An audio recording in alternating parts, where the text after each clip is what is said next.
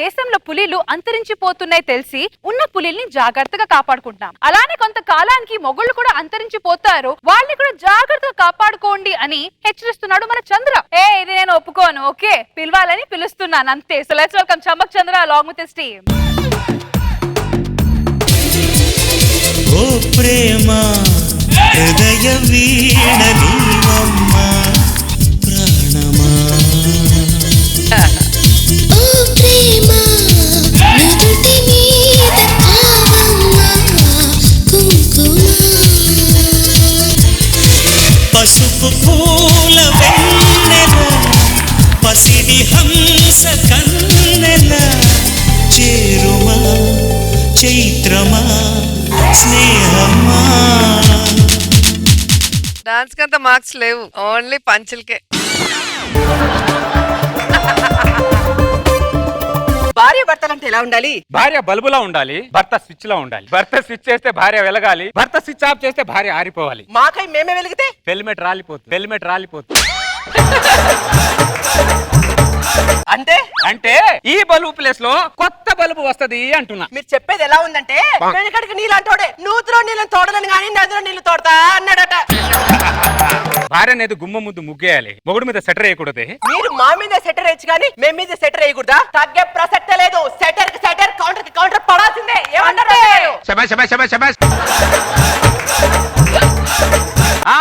ఏంటి 7 అడుగులు వేస్తారు, తర్వాత 6 అడుగులు మొగుండే తొక్కేస్తారు మీరు. ఏం నటిస్తారా పెళ్లిలో? ఆ వినయం, ఆ విధేయత, ఆ బిడియం, ఆ సిగ్గు అవన్నీ ఎక్కడికి పోయాయి? అన్ని పుట్టింట్లోనే వదిలేసి వచ్చేసరే, మొగుడింటికి ఒక్కటి కూడా తీసుకురాలేదానే. ఏది ఎక్కడ వదిలేయాలో ఏది ఎక్కడ పట్టుకోవాలో మాకు బాగా తెలుసురా సుబ్బారావు. మామూలుగా పట్టుకోరు, బయటికి వెళ్తే ఎదురొస్తారు, ఇంట్లో ఏమో ఎదురు చెప్తారు. ఎదురు బద్దలైపోయింది మా జీవితం అందరిది. ఒకప్పుడు మగాడు పుడితే ఇంట్లో వాళ్ళందరూ సంతోషంతో సెలబ్రేషన్ చేసుకునే వాళ్ళు. ఇప్పుడు మగాడు పుడితే పాపం మగాడు పుట్టాడంట్రా అని జాలి చూపిస్తున్నారే. మరి అన్ని రివర్స్ అవుతాయి.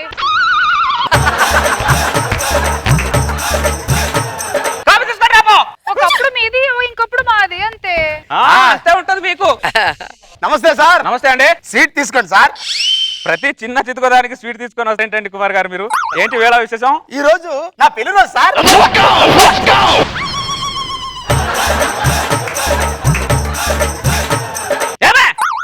నోరంతా పాడైపోయింది. సీట్ ఏమైనా పాడైందా? స్వీట్ పాడవలేదురా, నువ్వు ఇచ్చిన స్వీట్ కి నా మనసు పాడైందిరా. మనసు పాడైందా? సరే ఇవన్నీ పక్కన పెట్టు, కానీ స్వీట్ పంచాలనే నిర్ణయం నీదేనా ఇంట్లో వాళ్ళదా? సీటు పంచాలనే నిర్ణయం నాదే సార్. నేను ఎంత అంటే అంత సార్. మా ఆవిడ ఇంకో మాట చెప్పాలి సార్, మా ఆవిడ బంగారం సార్. అయ్యో కుమార్, ప్రతి మగాలకున్న జబ్బే అలాంటిదిరా. ఒక 4 మగాలు కలిసారనుకో, ఒకడు నా భార్య బంగారం, ఒకడు నా భార్య వెండి, ఒకడు నా భార్య ఇత్తడి అంటుంటారు. అసలు మన భార్యలేంటో మన మనసులకు తెలుసురా. సరే నేను చెప్తున్నావు కదరా, ఒక్కసారి నీ భార్య నీతో ఎలా ఉంటుందో ఒకసారి ఇంట్లో ఊహించుకోరా. This is too much Rashmi. సైకోజన్ కూడా సమయం సందర్భం ఉండాలి.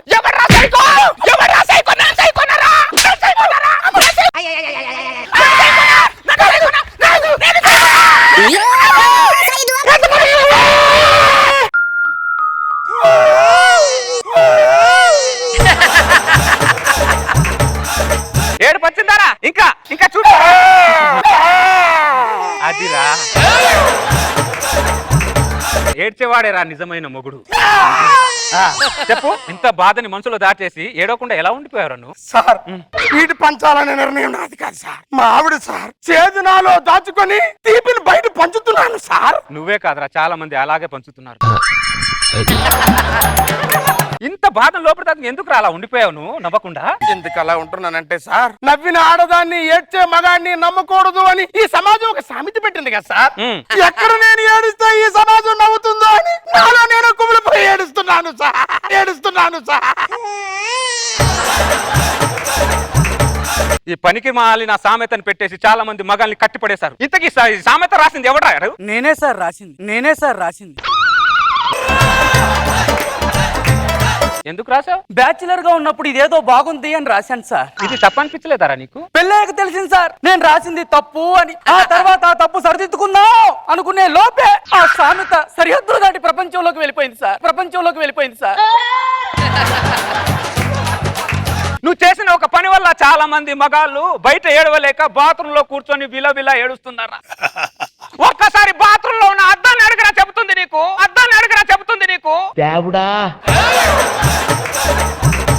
నేను రాసిన ఈ ఒక్క సామెత యావత్ పురుష ప్రపంచాన్ని కట్టిపడేస్తున్నా నేను అనుకోలేదు సార్. ఏదో పేపర్ పెన్ను ఉందని రాసేయడం, ఆ జనాల మీదకి వదిలేయడం ప్రతి వాడికి అలవాటు అయిపోయింది ఈ రోజు. ఎందుకు సార్ చచ్చిన పౌరాన్ని మళ్ళీ మళ్ళీ చంపుతారు? ఓ పురుష ప్రపంచమా నన్ను క్షమించండి. నువ్వేంట్రా ఇంటికి వెళ్లకుండా ఇక్కడే కూర్చున్నావు? ఇంటికెళ్ళు. వదలలేను సార్, కాసేపు ఇక్కడే ఉండి మనస్ఫూర్తిగా ఏడవాలని ఉంది సార్. ఏడవరా? అన్నపూర్ణ స్టూడియో మొత్తం తరిసేలా ఏడవరా?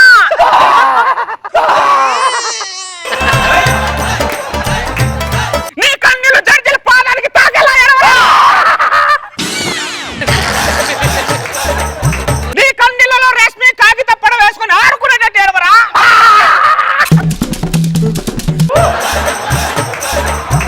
బాధపడకుండా అక్కడ కూర్చొని ఏడు. ప్రశాంతంగా ఏడు. నీకు ఆపే వాళ్ళే లేరు. కార్యేషు దాసి కరణేషు మంత్రి భోజేషు మాతా శయనేషు రంభా బాబా బాబా. అరే కారేసు దాస్య, అది కారేసు దాసి అయితే చాలా మంది మగాళ్ళు కాశీకి ఎందుకు వెళ్తారా? కరణేసు మంత్రి మొగుడు పాలిట కంత్రి రాది. భోంచేసు మాతన ఎప్పుడైనా సమయానికి భోజనం పెట్టిందారా? ఎప్పుడైనా సమయానికి తిన్నారా నువ్వు? మరి ఎలా పాడతావురా నువ్వు? ఎలా పాడతావు? ఇంకేదో పాడవు. సైనే సురంబన, నువ్వేమో బయట రోజు లెక్క పెట్టుకుంటూ కూర్చున్నావు, అదేమో లోపట కాలు మీద కాలు వేసుకొని నీ జీతం లెక్క పెట్టుకుంటూ కూర్చుందిరా. అర్థమైంది సార్, ఈ పాట పాడి చాలా పెద్ద తప్పు చేశాను సార్. అదే మాట వెళ్ళు. ఓ ఎల్లి చావు. ఎక్కడి చచ్చేది? చస్తుంది చాలరా. సుబ్బారావు బయట ఏదో చేస్తున్నట్లున్నావు. మేము ఎంత చేసినా మీరు చేసేది మీరు చేస్తారు కదా. ఎందుకు సుబ్బారావు అంత ఫ్రస్ట్రేట్ అవుతున్నావు? మిమ్మల్ని చేసుకున్న తర్వాత రైల్వే స్టేషన్ బస్ స్టేషన్ ఉండదు, ఓన్లీ ఫ్రస్ట్రేషనే ఉంటది.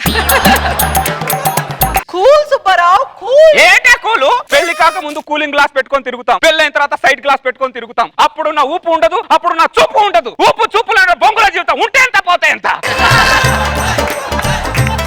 చూడు సుబ్బారావు, నువ్వు ఎంత ఆవేశపడినా ఏమి చేసినా ఎంత మాట్లాడినా నువ్వు పీకేదేమీ లేదు సుబ్బారావు.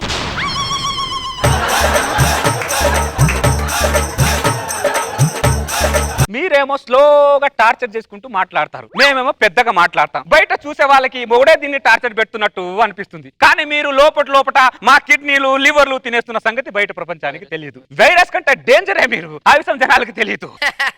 సుబ్బారావు మాట్లాడితే సూపర్ మొగుడు పెట్టుకుని సూపర్ అంటావు. నా పేరు సుదర్శన్ అని పిలువు. మీ అమ్మ నీకు ప్రేమతో సుదర్శన్ పేరు పెట్టుకుంది, నేను ఫ్రస్ట్రేషన్ లో సుబ్బారావు అని పెట్టుకున్నా. మీ అమ్మ పిలిస్తే ఆనందపడతావు, మరి నేను పిలిస్తే కోపడతావు ఎందుకు సుబ్బారావు? మాటలు వింటేనే బీపీ వస్తుంది నాకు. మాటల వల్ల బీపీ తెచ్చుకునే మగాళ్ళు చాలా మంది ఉన్నారు కానీ ఇంకో విషయం ఏంటంటే చెప్పు. నీ దగ్గర ఉండడం కంటే బయట ఉండడం బెటరే. వెళ్ళలేరు సుబ్బారావు, మీరే ఎక్కడికి వెళ్ళలేరు. నూతులో పడ్డ కప్ప బయటికి రావడానికి ఆరాట పడుతుంది, పోరాట పడుతుంది, అలా పైకి ఎగిరి ఇలా నూతులకి కిందనే పడుతుంది. సూపర్. నూతులో పడ్డ కప్ప కాపురంలో ఉన్న మగాడు బయటికి రాలేడు సుబ్బారావు. ఈ విషయం మిగతా మగాళ్ళందరికీ నువ్వే చెప్పరా సుబ్బారావు? చెప్పు. మేము అందరికి చెప్పలేకపోతున్నాం రా సుబ్బారావు.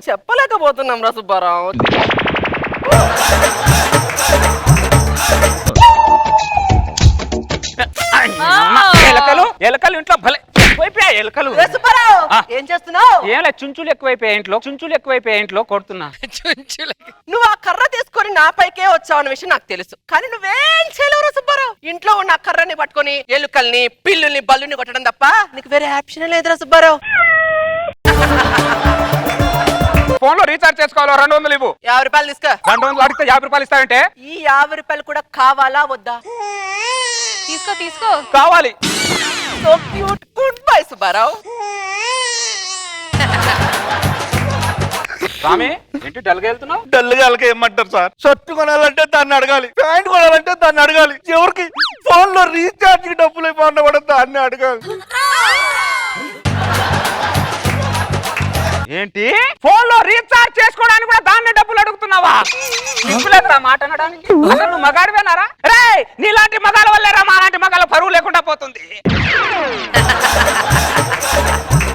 అబ్బా అంతేకాదు సార్, మొగుడనే గౌరవం లేకుండా నారాయణ స్వామి అని పేరు పెట్టి ఏకవచనంతో పిలుస్తుంది సార్. ఏకవచనంతో పిలుస్తుందా? ఏకవచనం పిలుస్తుందా? ఈ కర్ర పట్టుకొని దాన్ని బుర్ర బదులు కొట్టగా ఇంకా ఇక్కడికి వచ్చావరా నువ్వు? పనికి మాలాడా? రే ఒకసారి ఆగరా నువ్వు. ఇందాకటి నుంచి చూస్తున్నాను నేను, కనిపించిన మొగాడి కల్లా పెద్ద పుడింగిలాగా నీతి బోధలు చేస్తున్నావేంట్రా? చెప్పండి. నీ పెళ్ళా నిన్ను నీ ఇంట్లో కుక్క కంటే హీనంగా చూస్తుంది కదరా? ఈడు చూసాడా? ఆడి పెళ్ళాం రోజుకొక్కసారి ఏకవచనంలో పిలుస్తుందేమో కానీ నీ పెళ్ళాం నిన్ను ప్రతి నిమిషానికి మాటకి ముందొకసారి సుబ్బారావు, మాట తర్వాత ఒక సుబ్బారావు అని పిలుస్తుంది కదరా? అసలు నీ పెళ్ళాం నీ పేరే పిలవదు కదరా అసలు? కన్ఫర్మ్ చూసాడు. ఆ కర్రకు నీకు అసలు సంబంధం లేదురా. ముందు ఆ కర్ర కింద పారాయ్. పెళ్ళా నేను చేయలేడు కానీ పెద్ద ఎలకల్ని కొడదానికి వచ్చాడు. రాయ్ పదరా ముందు. బిల్డప్. దరిద్రుడు ఎక్కడున్నాడు వీడు? చూడని లేదు పిండి నేను. అరే సుబ్బారావు, టైం అయింది, లోపల వంట చేద్దు కనరా. చేస్తానులే ఉండు. మగాళ్ళందరికి ఒకటే మాట చెప్తున్నా నేను, పెళ్ళాం వంట చేస్తే మనం తినాలి, మనం వంట చేస్తే పెళ్ళాం తినకూడదు. ఇది గుర్తుపెట్టుకోండి. బయలుదేరు వంట చెయ్యి. ఏం మనిషిరా నువ్వు? ఇక్కడే ఉన్నావు, ఇంకా నువ్వు వెళ్ళేదా? మొగడనేవాడు ఇంట్లో అయినా బయట అయినా పులిలాగా ఉండాలరా, అర్థం చేసుకో.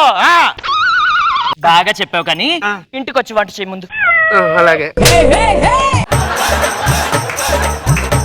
అందరి జీవితాలు ఇంతేరా. ఏదో చిన్న ఫ్రస్ట్రేషన్ కోసం బయటకు వచ్చి 4 మాటలు మాట్లాడుకుంటాం అంతే. అర్థమైందా? వంట చేయాలిగా ఇంట్లో. వెళ్ళిపోయి ఏం చేస్తున్నావు? బెండకాయ కూర. నేను దొండకాయ కూర వండుతున్నాను. ఎంకటేశో ఎంకటేశో తక్కుగాటి బాసో బాబు అచ్చమైన బంగారు గొలుసో ఎంకటేశో తక్కుగాటి. చాలా రోజుల తర్వాత ఒక స్కిట్ ని మనస్ఫూర్తిగా ఎంజాయ్ చేశాను నేను. Nagababu sir, how about you? బాగుంది. మళ్ళీ చంద్ర లేడీస్ కిట్ గుడ్. చూస్తారా రోజా గారు, నాగబాబు సార్ ఓన్లీ గుడ్ అన్నారు. కనీసం గుడ్ అన్న అన్నారు, సంతోషపడదాం. ఇంకా ఎక్కువ ఉంటే వెరీ గుడ్ అనేవాళ్ళు. కానీ నేనైతే ఎదురు చూస్తున్నా, ఇలాంటి రోజులు ఎప్పుడు వస్తాయా, నేను కూడా ఇలా ఎప్పుడు ఇంట్లో మాట్లాడతానా అని ఎదురు చూస్తున్నా.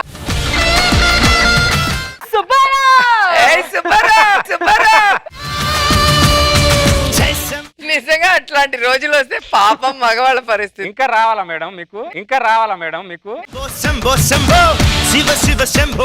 నేనైతే ఇంతవరకు చూడలేదమ్మా. అంతే రాలేదనుకుంటున్నారా మీరు? రోజా గాలి వచ్చింది. సో ఇలాంటి రోజులు రావాలి. I'm waiting.